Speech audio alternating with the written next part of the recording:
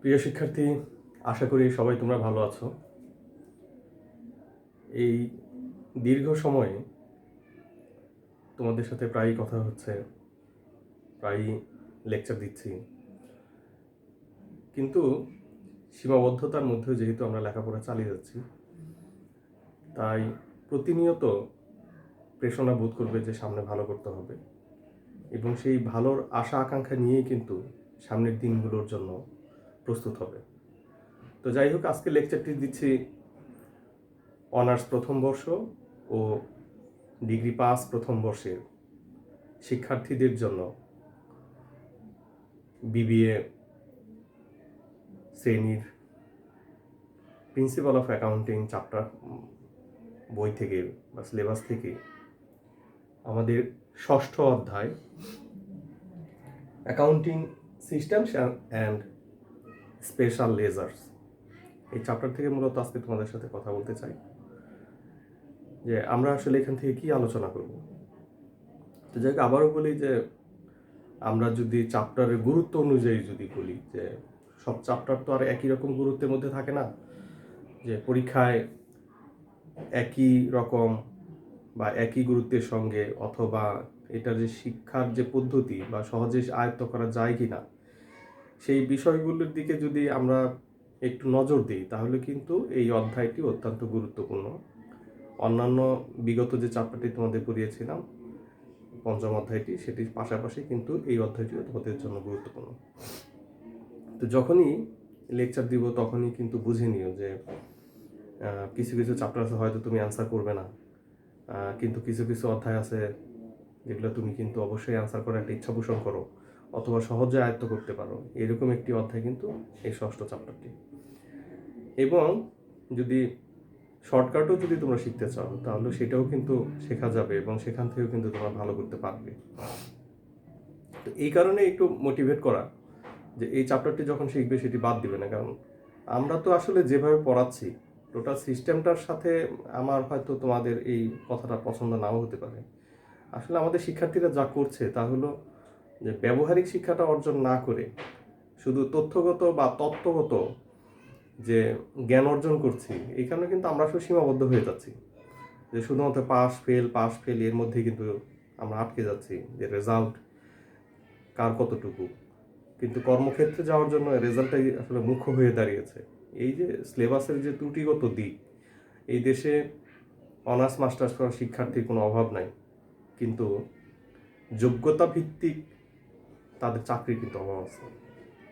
আসলে এই কারণে একটু আক্ষেপ নিয়েই বলা, শিক্ষক হিসাবেও তারপরে তোমাদেরকে একটু শর্টকাট পাস করানো কিংবা তাদেরকে একটু সাজেশন দেওয়ার মতন আর কি, যে চ্যাপ্টারটা কেন করবা। আসলে এটা সাজেশন দাও, অন্য কোনো কিছু না। শিখতে চাইলে আসলে একটা অধ্যায়ে বিশাল কিছু থাকে, সেই বিশাল কিছুর মধ্যে থেকে আমরা হয়তো ওই নির্যাসটুকু কুড়িয়ে নেওয়ার মতন আর কি নিচ্ছি। আসলে কতটুকু বাস্তবায়িত হচ্ছে, তোমাদের জ্ঞান প্রসারিত হচ্ছে, সেটা তো সময়ই বলবে যে তুমি আসলে কতটুকু অর্জন করতে পেরেছো। তো যাই হোক, যেহেতু এটি সিস্টেমে আমরা পড়ে গেছি, এই সিস্টেমের কারণেই কিন্তু আসলে জ্ঞান অর্জন ভিন্ন জিনিস। জ্ঞান অর্জন করতে গেলে বইয়ের আসলে প্রতিটি লাইন পড়েও কিন্তু সম্ভব হয়ে ওঠে না যে কোনো একটি চ্যাপ্টারের সম্পূর্ণ জ্ঞান অর্জন করা, সম্পূর্ণ সেটাকে নিজের মধ্যে আয়ত্ত করা, এটা আসলে হয়ে ওঠে না। আর কেউ যদি তার নিজের মতন করে নেয় সেটা ভিন্ন বিষয়। মানুষ তো গবেষণা করে, ছোট্ট একটা লাইনের উপরে কিন্তু মানুষ গবেষণা করে, এই গবেষণার মধ্যে দিয়ে সে কিন্তু অনেক কিছু অর্জন করে। আসলে এই কারণেই তো যাই হোক, ভালো ছাত্র হওয়া আর ভালো রেজাল্ট করা কিন্তু এক কথা না। তো ভালো রেজাল্ট করার জন্য আসলে যেটা দরকার সেটা হলো কৌশল। তো এই কৌশলের মধ্যে একটি বিষয় হচ্ছে যে শর্টকাট সাজেশন। তো যাই হোক, সেই সাজেশন অনুযায়ী এই চ্যাপ্টারটা অত্যন্ত গুরুত্বপূর্ণ এবং তোমরা কেউ এটা বাদ দিবে না, এবং আশা করি যে খুব সহজে শিখতে পারবে। আমার লেকচারগুলো যদি একটু একটু করে অনুসরণ করো, কারণ ছোটো ছোটো লেকচার দিয়ে ছোটো ছোটো বিষয় নিয়ে কথাবার্তা বলি, এগুলো খেয়াল করলেও কিন্তু হয়ে যাবে। তো যাই হোক, প্রথমেই আসি যে এই অধ্যায়ের আমরা কি লিখেছি, accounting system and special lasers, যে হিসাব বিজ্ঞানের পদ্ধতি ও বিশেষ জাবেদা, বিশেষ খতিয়ান। এই বিশেষ খতিয়ান নিয়ে মূলত আমরা কথা বলবো, এবং হিসাব বিজ্ঞান তথ্য কাকে বলে, অ্যাকাউন্টিং ইনফরমেশন সিস্টেম কাকে বলে, তথ্য কাকে বলে, এই বিষয়গুলো নিয়ে আসলে আমাদের এই চ্যাপ্টারের শুরু। আর স্পেশাল লেজারটা আসলে তথ্যের কোথায়, তথ্যগুলো কীভাবে উৎপত্তি হয় সেই বিষয়ে একটু আলোকপাত করব। তো যাই হোক, আজকের লেকচারটি টোটালি থিওরিটিক্যাল, থিওরি বিষয় নিয়ে একটু কথা বলি। তাহলে 1 নম্বর বিষয়,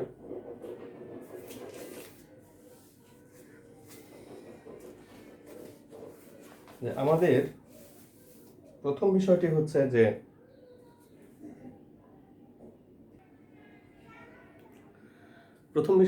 আমরা আসলে কি জানতে যাচ্ছি আজকে। 1 নম্বর,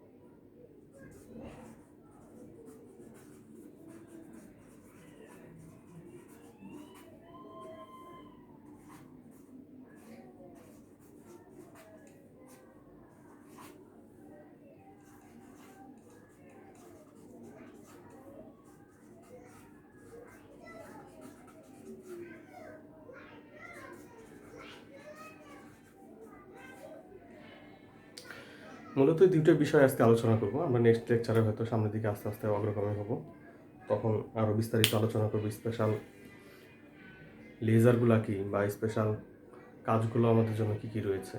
তো প্রথমেই আসি যে হিসাব বিজ্ঞান তথ্য কি। তার আগে আমাদের জানা দরকার যে তথ্য কি। তথ্য, আমরা ছাত্রদের যখন নাকি এই 1 মার্কের জন্য যখন আসে যে তথ্য কি, ওই শেষ পর্যন্ত দেখি তথ্য কি, তথ্য বলে এরকম কথাবার্তা লিখে রেখেছে। তো যাই হোক, এরকম সংজ্ঞা তোমরা দিবা না। প্রথমে আসি যে আমরা যদি সাধারণভাবে আমরা যদি জানতে চাই যে তথ্য কাকে বলে, তাহলে সেক্ষেত্রে কিন্তু এরকমই দাঁড়াবে যে এমন কোনো উপাত্ত, দৃশ্য, খবর, ছবি, সংকেত যা তোমাকে ভবিষ্যতে সিদ্ধান্ত গ্রহণে সাহায্য করে, তাকে আমরা তথ্য বলি। যে হতে পারে তুমি কোনো ছবি দেখে, একটা ছবি দেখে হয়তো তুমি চিনে ফেলেছ যে এই লোকটাকে আমি সেখানে দেখেছিলাম, তোমাকে ভবিষ্যতে কোনো একটা জাজমেন্ট করতে সাহায্য করছে। হতে পারে কোনো উপাত্ত, কিন্তু একটা খবরও তোমার জন্য কিন্তু সেটা তথ্য হতে পারে। যে যেমন ধরো পত্রিকাতে চাকরির নিয়োগ বিজ্ঞপ্তি দিয়েছে, এটি একটি বিজ্ঞপ্তি। তো এই বিজ্ঞপ্তিটা যিনি চাকরির প্রার্থী তার জন্য কিন্তু এটা একটা তথ্য, কিন্তু যিনি প্রার্থী না তার জন্য কিন্তু এটা জাস্ট একটা বিজ্ঞপ্তি অথবা একটা খবর, ওই পর্যন্তই। কিন্তু যখন এটা কাজে লাগানো শুরু হবে তখনই কিন্তু, বা কাজে লাগানোর উদ্দেশ্যে যখন এটাকে ব্যবহার করা হবে তখনই কিন্তু তথ্য হয়ে যাবে। এই কারণে আমরা প্রথমে জানার চেষ্টা করলাম যে আসলে তথ্য কি। এখন আসি যে হিসাব বিজ্ঞান তথ্য কি। তো হিসাব বিজ্ঞান তথ্য হচ্ছে যে হিসাবের লেনদেনগুলোকে প্রক্রিয়াজাতকরণ করে সেখান থেকে যখন ব্যবহার উপযোগী তথ্য প্রস্তুত করে ব্যবহারকারীদের নিকট সরবরাহ করা হয়, তখন তাকে আমরা হিসাব বিজ্ঞানের তথ্য বলি। তাহলে এখানে কিন্তু শুরুটাই কিন্তু হয়েছে লেনদেন নিয়ে। তাহলে লেনদেনগুলোকে প্রক্রিয়াজাতকরণ করা হচ্ছে বা প্রক্রিয়া করা হচ্ছে। প্রক্রিয়া করে কি হচ্ছে, একটি ফলাফল নির্ধারিত হচ্ছে। সেই ফলাফল আমরা কাকে দিচ্ছি, সেই ফলাফলগুলো যারা হিসাব বিজ্ঞানের তথ্য ব্যবহার করে, আমরা যাদেরকে স্টেক হোল্ডার বলি বা ইউজার বলি। অনেক সময় দেখবে একটা কোশ্চেন আগে আসতো, ইদানিং তো আসলে তোমাদের ওই 1 মার্কের জন্য আসে না, যে হিসাব বিজ্ঞানের তথ্য ব্যবহারকারী কারা। তখন কিন্তু আমরা বলতাম যে আভ্যন্তরীণ ব্যবহারকারী এবং বাহ্যিক ব্যবহারকারী, এই ব্যবহারকারীদের মধ্যে কিন্তু সরবরাহ করা হতো, এবং সেই সরবরাহ করার পরে সেটা যখন ব্যবহার করতো, এখানে এই আভ্যন্তরীণ ব্যবহারকারী কারা, বাহ্যিক ব্যবহারকারী কারা, সেগুলো কিন্তু আলোচনা কিন্তু করা যায়, সেগুলো আরও বিস্তারিত আলোচনা করা যেতে পারে। যদি কখনো বি পার্টে এরকম আসে যে বি পার্টের কোশ্চেনে যদি এরকম থাকে যে হিসাব বিজ্ঞানের তথ্য ব্যবহারকারী কারা, তখন অবশ্যই তোমরা কিন্তু 2টা ভাগে ভাগ করে নেবে। অভ্যন্তরীণ ব্যবহারকারী কারা? অভ্যন্তরীণ ব্যবহারকারীরা হচ্ছে যেমন মালিক, হিসাবরক্ষক, শ্রমিক, কর্মচারী,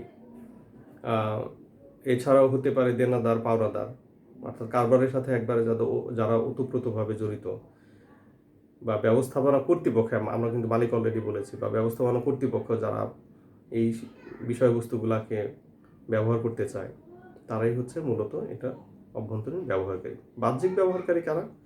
যারা কারবারের ভেতরের পক্ষ না, কিন্তু বাইরে রয়েছে, অবশ্যই এই তথ্যটা তারা ব্যবহার করে, তাদেরকে আমরা বাহ্যিক ব্যবহারকারী বলি। এই বাহ্যিক ব্যবহারকারী তথ্যগুলাকে কিভাবেই করে, এখন এই পক্ষ দুই একটা নিয়ে কথা বলি, তাহলে তোমাদের জন্য বোঝা সহজ হয়ে যাবে। বাহ্যিক ব্যবহারকারী যেমন কারা, প্রথমে আমরা সরকারের কথা বলতে পারি। সরকারের নির্ধারিত কর্তৃপক্ষ, এখানে যে সমস্ত বডিগুলো রয়েছে, অর্গানাইজেশনগুলো রয়েছে, যেমন ধরো এনবিআর বা ট্যাক্স কালেক্ট যারা করে, ভ্যাট এবং এক্সাইজ যারা কালেক্ট করে, সেই রকম পক্ষ কর নির্ধারণের জন্য। এই জন্য আমরা বলেছি প্রথম হচ্ছে যে সরকার হচ্ছে আউটসাইড একটা পার্টি। দুই নম্বর আমরা বলতে পারি যে যারা আমাদেরকে ঋণ দিবে, অর্থাৎ বিনিয়োগকারী যারা হতে পারে, ঋণ দিতে পারে, ঋণ প্রদানকারী ব্যাংক হতে পারে, ফিনান্সিয়াল ইনস্টিটিউশন হতে পারে, এরা হতে পারে। তিন নম্বর হতে পারে যে ভবিষ্যৎ বিনিয়োগকারী, যারা আমাদের শেয়ার হোল্ডার হবে, ভবিষ্যতে শেয়ার কিনতে পারে, শেয়ার মার্কেট থেকে কোনো তথ্য নিচ্ছে যে আমাদের প্রতিষ্ঠান ইপিএস কত, তারপর ডিপিএস কত, তারপরে নেট আর্নিং কত, নেট অ্যাসেট ভ্যালু কত, পিই প্রাইস আর্নিং রেশিও কত, এই সমস্ত তথ্যগুলো কিন্তু আমরা সবই তৈরি করি এই প্রতিষ্ঠানের ভেতর থেকেই। আর সেগুলো কিন্তু ব্যবহার করছে, দেখো যে যখন এই যে বিনিয়োগকারী, সরকার, পাওনাদার বা ঋণ প্রদানকারীকে সংস্থা, এরা যখন আমাদেরকে এই ঋণ দিবে বা ট্যাক্স নিবে, তারা কিন্তু আমাদের যার যার যে তথ্য প্রয়োজন, যে প্রতিষ্ঠানের যেমন প্রয়োজন, তারা কিন্তু সেই তথ্যগুলো আমাদের ফিনান্সিয়াল রিপোর্ট থেকে কিন্তু নিয়ে নিচ্ছে। যেমন ধরো আয়কর কর্তৃপক্ষ, সে আমাদের কাছ থেকে কীভাবে কর নিবে, যদি নেট প্রফিট হয়, সেই প্রফিটের উপরে আমাদের নির্দিষ্ট পার্সেন্টেজ হারে কিন্তু কর দিতে হয়। তাহলে সে প্রথমেই দেখতে চাবে যে কোনো একটি নির্দিষ্ট হিসাবকালের মধ্যে কোনো একটি প্রতিষ্ঠান বা ওই প্রতিষ্ঠান কতটুকু নেট প্রফিট অর্জন করেছে, তার উপরে কর ধার্য করবে। ভ্যাটের যদি বিষয় থাকে, তাহলে ওই বছরে কতটুকু ক্রয় বিক্রয় সংঘটিত হয়েছে, কতটুকু ভ্যালু এডিশন হয়েছে, তার উপরে কিন্তু ভ্যাট ধার্য করবে। ঋণ প্রদানকারী প্রতিষ্ঠান যদি দেখে, সে কিন্তু ক্যাশ ফ্লো স্টেটমেন্ট দেখবে। তো ক্যাশ ফ্লো স্টেটমেন্ট থেকে দেখবে যে ঋণ নিয়ে আমরা ঋণ দিতে পারবো কিনা, আমাদের আর্নিংটা কেমন, ঋণ ফেরত দেওয়ার সম্ভাবনা কতটুকু, বা বিভিন্ন যে আমাদের রেশিও অ্যানালাইসিস আছে সেগুলো কিন্তু তারা দেখবে। পাশাপাশি ফিনান্সিয়াল রিপোর্ট তো দেখবেই তারা। তো এই দেখার পরে কিন্তু সে মনে করবে যে এই প্রতিষ্ঠানটা শক্তিশালী, তাকে ঋণ দিলে পরে ঋণ ডিফল্ট হওয়ার কোনো সম্ভাবনা নেই, ভবিষ্যতে ঋণ ফেরত পাওয়া যাবে। এই জন্য আমরা ব্যাংক বা বিমা প্রতিষ্ঠানগুলোকে কিন্তু বলেছি যে যেহেতু তারা আমাদেরকে বিনিয়োগ করে, ঋণ প্রদান করে, তারাও কিন্তু এই আমাদের আর্থিক সক্ষমতা দেখে বা তথ্য উপাত্তগুলো দেখে কিন্তু আমাদেরকে সিদ্ধান্ত নেয় যে ঋণ মঞ্জুর করে তারা। আমরা বলেছি শেয়ার হোল্ডারের কথা, শেয়ার হোল্ডারের কথা একটু আগে বললাম, EPS, DPS, net asset value ইত্যাদি দেখে বা ভবিষ্যৎ ফোরকাস্টিং দেখে বা বাজারে আমাদের এই শেয়ারের ওঠানামা কতটুকু হচ্ছে, কতটুকু বা কী রেটে কেনা বেচা হচ্ছে, তা দেখে কিন্তু এই বিনিয়োগকারী কিন্তু ভবিষ্যতের জন্য আমাদের শেয়ারগুলো মার্কেট থেকে কিনতে পারে। অথবা আমাদের প্রতিষ্ঠান যখন নাকি আইপিও ছাড়ে, আইপিও মানে তোমরা না জানলে আমি বলে দিচ্ছি, ইনিশিয়াল পাবলিক অফারিং, এই প্রারম্ভিক গণপ্রস্তাব যখন করে, তো গণপ্রস্তাবের মধ্যে আমরা আবেদন করবো কিনা বা সেকেন্ডারি মার্কেট থেকে আমরা কিনবো কিনা, তা কিন্তু বিনিয়োগকারী অবশ্যই শেয়ার হোল্ডার হওয়ার আগে সে তথ্য যাচাই বাছাই করে দেখে তারপর কিন্তু সিদ্ধান্ত গ্রহণ করে। এই জন্য প্রত্যেকটা কাজের কথাই কিন্তু আমরা বলতেছি, এরা হচ্ছে এই ফিনান্সিয়াল রিপোর্টে যে তথ্যগুলো উৎপত্তি হয়, সেগুলো মূলত দেখে বিচার বিবেচনা করেই কিন্তু ভবিষ্যতের জন্য একটি সিদ্ধান্ত কিন্তু গ্রহণ করে। তো এই কারণে কিছু হয়তো আমি ব্যবহারকারীদের কথা বললাম, তোমরা আরও বিস্তারিত বই থেকে দেখে নিবে যা আরও খারাপ হতে পারে। তো এবার আসি যে আমরা যেখানে ছিলাম, যে তথ্য হিসাব বিজ্ঞানে এই তথ্য কাকে বলি। আমরা যদি বই থেকে সরাসরি একটা তথ্যকে এই এই সংজ্ঞাকে যদি তুলে ধরতে চাই, তাহলে দেখো এইখানে আমার কাছে একটা বই আছে, বইয়ের মধ্যে কাইসোর সংজ্ঞা অনুযায়ী আমরা যদি বলি, যে ব্যবস্থায় লেনদেনের উপাত্ত সংগ্রহ ও প্রক্রিয়াজাত করে আর্থিক তথ্য আগ্রহী পক্ষের নিকট পৌঁছে দেয়, তাকে হিসাব বিজ্ঞান তথ্য বলে। তো এই কারণে কিন্তু অলরেডি কিন্তু আমরা কিন্তু আলোচনা করে ফেলেছি যে হিসাব বিজ্ঞান তথ্যে যে এই যে তোমাদের যে সংজ্ঞাটা শুনাইলাম বা তোমরা যেটা শুনলে, সেটা কিন্তু এই এতক্ষণ যে আলোচনা করেছি সেগুলো কিন্তু, যে হিসাব বিজ্ঞানের প্রথম কাজই হচ্ছে যে লেনদেনগুলোকে প্রক্রিয়াজাত করতে হবে। কারণ লেনদেন সংগঠিত হওয়ার পরে কী হয়, সেটাকে আমরা প্রাথমিক বই হিসাবভুক্ত করি, তারপরে আমরা কোথায় নিই, তারপর আমরা পাকা বই নিই, তারপরে আমরা কী করি, তারপর সামারাইজ করি, সংক্ষিপ্তকরণ করি রেয়ামিলের মাধ্যমে, তারপরে আমরা কী করি, এই যে তারপরে এইখান থেকে কিন্তু প্রতিটা জায়গা থেকে কিন্তু তথ্য কিন্তু উৎপত্তি হচ্ছে, যে যেভাবে এখন তথ্যগুলোকে কাজে লাগায়। যে তবে একটা কথা হচ্ছে যে যেহেতু হিসাব বিজ্ঞান সবচেয়ে বেশি তথ্য কিন্তু উৎপত্তি হয় পাকা বই থেকে, অর্থাৎ আমরা যেটাকে খতিয়ান বলি, এখান থেকে সবচেয়ে বেশি তথ্য উৎপত্তি হয়। এছাড়াও এগুলা কি সম্বন্ধে আমরা কিন্তু পেছনে কিন্তু পড়ে আসছি যে এই খতিয়ানের গুরুত্ব কী, খতিয়ানের অপরিহার্য একটা বিষয়বস্তু হিসাব বিজ্ঞানের, এগুলো আমরা পড়েছি। কিন্তু বিশেষ জাবেদা সম্বন্ধে বা বিশেষ খতিয়ান সম্পর্কে কিন্তু আমরা খুব বেশি জানি না। এই বিষয়বস্তুতেই আমরা সামনে হয়তো আলোকপাত করবো। এবার আসি আমাদের 2 নম্বর বিষয়বস্তুটা নিয়ে, 2 নম্বর কোশ্চেনটা নিয়ে, যে হিসাব বিজ্ঞান তথ্যের গুণগত বৈশিষ্ট্যগুলো কী কী। আসলে গুণগত বৈশিষ্ট্যটা যদি আমি হয়তো এখানে পয়েন্টগুলো আমি লিখে দিতে পারি যে গুণগত তথ্যের প্রথম পয়েন্টটা হচ্ছে, মূলত তোমরা একটু খেয়াল রাখবে যে কয়েকটা পয়েন্ট খুবই গুরুত্বপূর্ণ, যে বইয়ে যেমন থাক না কেন। এর মধ্যে সর্বপ্রথম হচ্ছে রিলায়েবিলিটি। আমি একটু পয়েন্টগুলো বলে যাই যে রিলায়েবিলিটি, কনসিস্টেন্সি, এরপরে হচ্ছে যে কস্ট ইফেক্টিভনেস এবং ফিডব্যাক। এই 4টি কিন্তু অত্যন্ত গুরুত্বপূর্ণ। আচ্ছা, এখানে আরেকটা বিষয় থাকে যে ফিডব্যাকের আগে কিন্তু বা এখানে আরও বেশ কিছু আমরা দেখি, যেমন ধরো নমনীয়তা, ইলাস্টিসিটি, তো ফ্লেক্সিবিলিটি বলে, অ্যাকাউন্টিংয়ের ভাষায় এটাকে ফ্লেক্সিবিলিটি বলা হয়। তাইলে রিলায়েবিলিটি, তোমার টাইমলিনেস, কস্ট ইফেক্টিভনেস এবং ফিডব্যাক, এই বিষয়বস্তুগুলো কিন্তু প্রত্যেকটা কিন্তু হিসাব বিজ্ঞানের তথ্যের গুণগত বৈশিষ্ট্য। তো আমি একটু সামান্য আলোচনায় আসি যে আমরা প্রথমেই আবার বাংলাগুলো বলে দিই যে প্রথমে কিন্তু কি করতে হবে আমাদেরকে, সেটা রিলায়েবল সোর্স হইতে হবে, যে তথ্যটা যেখান থেকে আসুক সেটা বিশ্বাসযোগ্য হইতে হবে। হ্যাঁ, দুই নাম্বার আমরা বলছি যে কনসিস্টেন্ট, এটা অর্থাৎ দৃঢ়, যেখান থেকে প্রতিজ্ঞাবদ্ধ যে এইখান থেকে তথ্য ঠিক আছে। এটার পাশাপাশি আমরা যদি বলি যে টাইমলিনেস, তো তথ্যটা আসতে হবে সময় উপযোগী, অর্থাৎ সময়ের মধ্যে তোমার কাছে তথ্যটা আসতে হবে। এটা একটা অবশ্যই হিসাব বিজ্ঞানের তথ্যের গুণ থাকতে হবে। এটা আমি আলোচনা একটু পরে করি। যে 2 নাম্বার যদি আমরা কি বলেছি, টাইমলিনেস। 3 নাম্বারটা আমরা বলছি যে কস্ট ইফেক্টিভনেস, যে অবশ্যই সেটা ব্যয় উপযোগী হইতে হবে বা ব্যয় সংকলিত হইতে হবে। যে কস্ট ইফেক্টিভনেস, ব্যয় এত করা যাবে না। আর 4 নাম্বার আমরা বলেছি যে ফ্লেক্সিবিলিটি বা নমনীয়তা। আর 5 নাম্বারে গিয়ে বলেছি যে ফিডব্যাক, ফলদায়ক বা ফলপ্রসূতা বলে এই ফিডব্যাকের বাংলা। তো যাই হোক, এই 5টি পয়েন্ট তোমরা আবার খেয়াল রাখবে। আমি যদি দ্রুত বলি তাহলে প্রথম কথা হচ্ছে যে বিশ্বস্ততা থাকতে হবে। 2 নাম্বার আমরা বলেছি যে সময় উপযোগিতা থাকতে হবে। 3 নাম্বার বলেছি ব্যয় উপযোগিতা থাকতে হবে। 4 নাম্বার আমরা বলেছি যে নমনীয় হইতে হবে। এবং 5 নাম্বার হচ্ছে যে ফলপ্রসূতা বা ফলদায়ক, যেটাকে বলি। এই 5টা পয়েন্ট তোমরা মনে রাখলেই হবে।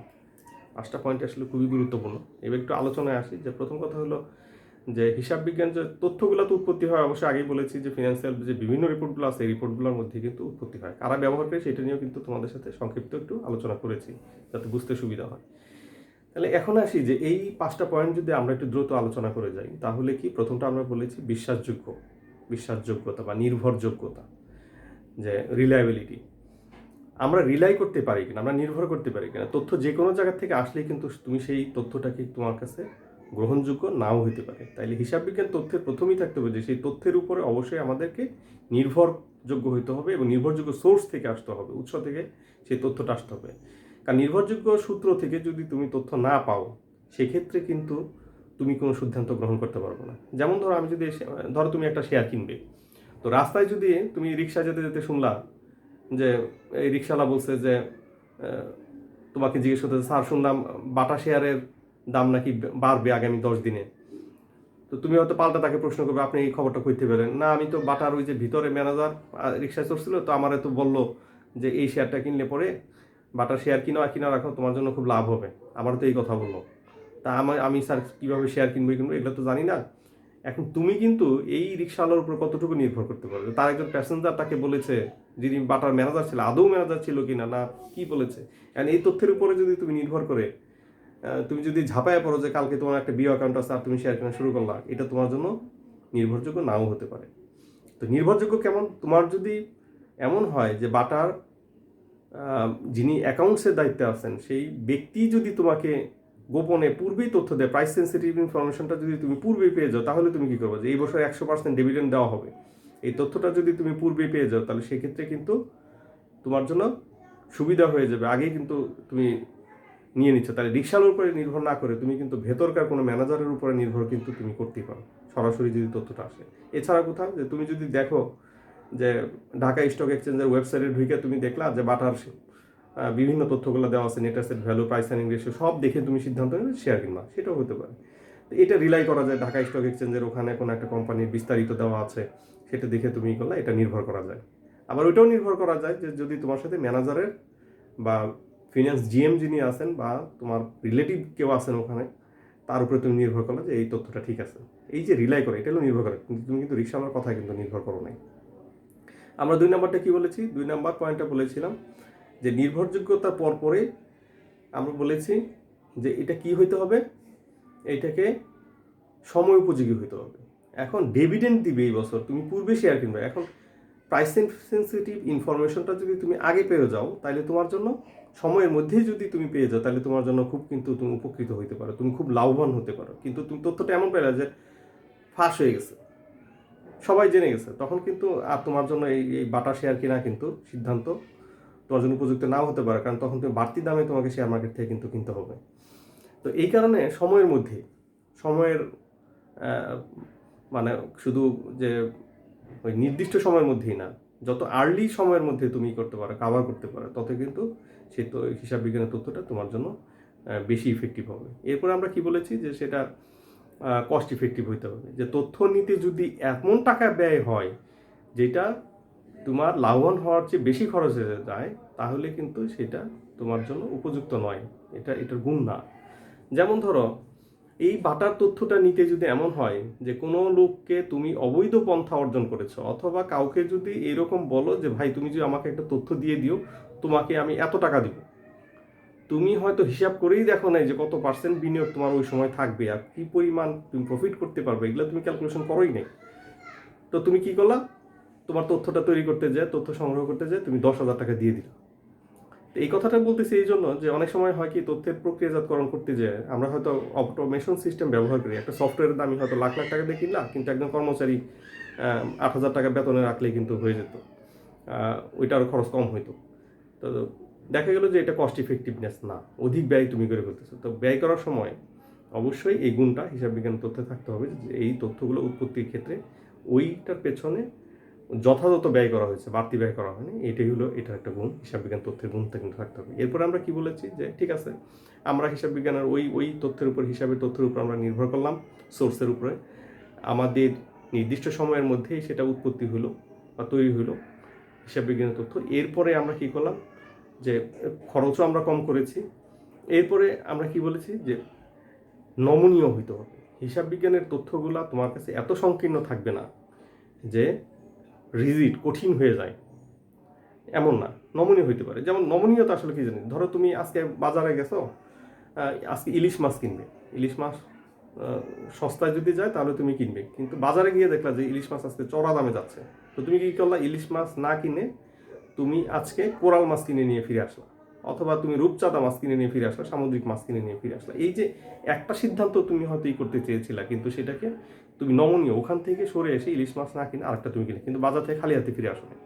এইটাই হচ্ছে নমনীয়তা, যে একদম দৃঢ় না হয়ে থাকা, কঠিন না থাকে। তুমি হয়তো বাটা শেয়ারের তথ্য নিছিলা, বাটা শেয়ার সম্পর্কে নিছিলা, এই সমস্ত উপাত্তগুলোকে সংগ্রহ করেছিলে, কিন্তু যখন মার্কেটে তুমি ইনভেস্টমেন্ট করতে গেলা, তুমি তখন আরও যাচাই বাছাই করে দেখলা যে তোমার জন্য অন্য একটা প্রতিষ্ঠানের শেয়ারে বিনিয়োগ করা তার চেয়ে বেশি লাভজনক। তো তখন তুমি সিদ্ধান্ত কিন্তু চেঞ্জ করে নিলে। এই যে দিস ইজ দ্য ফ্লেক্সিবিলিটি, তাহলে হিসাব বিজ্ঞানের তথ্যগুলো এত রিজিড তোমার কাছে থাকবে না, এত দৃঢ়ভাবে থাকবে না যে ওখান থেকে তুমি ভেঙে যাওয়া মস্কা বানাও, ওখান থেকে সব বানা। তুমি যদি বিনিয়োগ বাটাতেই করতে হবে, তাহলে কিন্তু তোমার অলসভাবে টাকা পড়ে থাকতে পারে। তাহলে এইরকম কঠিন সিদ্ধান্ত না নেওয়াটাই উত্তম। এই জন্য বলেছে যে ফ্লেক্সিবল থাকতে হবে, তথ্যগুলার অবশ্যই নমনীয়তা থাকতে হবে। যে একটা জায়গা থেকে যাতে আরেকটা জায়গায় আমি মুভ করতে পারি, যে তথ্যগুলো আমার কাছে আছে। এবং লাস্ট অন বলতেছি যে ফিডব্যাক। আচ্ছা, ফিডব্যাক বিষয়টা হচ্ছে এরকম যে ফলপ্রসূ বা ফলদায়ক, যে তুমি যদি বিনিয়োগ করেই ফেলো, অর্থাৎ বাটার যে তথ্যগুলো আসছে, যিনি দিয়েছেন তোমাকে যথার্থ ব্যক্তি দিয়েছেন, তারপরে সময়ের মধ্যে তুমি পেয়েছো, তোমার কস্ট নিতে তেমন কোনো ব্যয় হয়নি, একটা ওভার দ্য ফোন তুমি করছো, তোমার ফিনান্সিয়াল রিপোর্ট তোমার বন্ধু ছিল বা আত্মীয় ছিল, সে তোমাকে প্রাইস সেন্সিটিভ ইনফরমেশনটা দিয়ে দিয়েছে। এইবার ফলদায়ক একটা কি জিনিস, নমনীয় তুমি ছিলা যে ঠিক আছে বাটা শেয়ার না কিনলে কি অ্যান্ড কিউটা কিনবে, দুইটা প্রতিষ্ঠানই ধামরাই, দুইটাই ভালো, এরকম তুমি বিবেচনা করেছো। তো তুমি মনে করলা যে ঠিক আছে বাটা শেয়ার না কিনে আমি কি অ্যান্ড কিউটা আমি কিনবো, এটা না কিনলাম ওইটা কিনবো, তাতে কোনো যায় আসে না, কিন্তু আমি বিনিয়োগ আমি ফেলে রাখবো না। তো যাই হোক, ফলদায়কটা হচ্ছে ওখানে যে সর্বশেষ তুমি যে তথ্য যাচাই বাছাই নমনীয়তা সব কিছু করেও তুমি বাটার শেয়ারটা কিনলে, এটাই হলো ফিডব্যাক, যে তুমি জানাই দিলে যে ওই তথ্যটা যথার্থ ছিল এবং ওইটার ভিত্তিতে তুমি যে সিদ্ধান্ত নিয়েছো সেখান থেকে তুমি বিনিয়োগ কার্যক্রম পরিচালনা করেছো। তো যাই হোক, এই ছিল এই 5টা পয়েন্ট তোমরা মনে রাখবে। হিসাব বিজ্ঞানের তথ্যের গুণগত বৈশিষ্ট্য প্রায় বছরই দেখতাম যে আগে এক সময় এই কোশ্চেনটা খুব বেশি আসে, কিন্তু আমাদের শিক্ষার্থীরা কিন্তু মনে রাখতে পারে না। আরেকটা বিষয় হচ্ছে যে আমি কিন্তু বারবারই বলেছি যে তথ্য কাকে বলে বা হিসাব বিজ্ঞান তথ্য কাকে বলে, এই সংজ্ঞাটা কিন্তু অবশ্যই তোমরা আয়ত্ত করে নেবেন, এক মার্কের জন্য ভেরি ভেরি ইম্পর্টেন্ট। তো যাই হোক, আজকে এই পর্যন্তই থাকলো, সাজেশনও থাকলো তোমাদের জন্য যা পড়াচ্ছি তার মধ্যে থেকেই। আর পরবর্তী লেকচার দেওয়ার আগ পর্যন্ত তোমরা সবাই ভালো থাকবে, সুস্থ থাকবে, আমার জন্য প্রার্থনা করবে যাতে আমিও ভালো থাকি, তোমাদের সাথে পরবর্তী সময়ে যাতে আরও সুন্দর সাবলীল লেকচার উপস্থাপন করতে পারি। কোনো ত্রুটি বিচ্যুতি থাকলে অবশ্যই সেগুলো কমেন্টের মাধ্যমে বা ওভার দ্য ফোন আমাকে জানাবে। আমার প্রিয় শিক্ষার্থীরা, তোমাদের কাছে আমার ফোন নাম্বার রয়েছে, আমার ফেসবুক আছে, বা সেখানে জানাতে পারো। সর্বোপরি তোমরা এই ভিডিওর নিচে মন্তব্য লিখতে পারো, যা যা কমেন্টগুলো লিখতে পারো। তো আশা করি যে কথাগুলো বলেছি, তা হিসাব বিজ্ঞানের তথ্যের সংজ্ঞা, ব্যবহারকারী এবং হিসাব বিজ্ঞান তথ্যের গুণগত বৈশিষ্ট্য, এই যে কিছু উদাহরণ দিয়ে তোমাদের বোঝানোর চেষ্টা করলাম, এটা তোমাদের কাজে লাগবে। আগে বলেছি লেখাপড়া শুধুমাত্র তোমার পাশ করার জন্য না, জ্ঞান অর্জনের জন্য।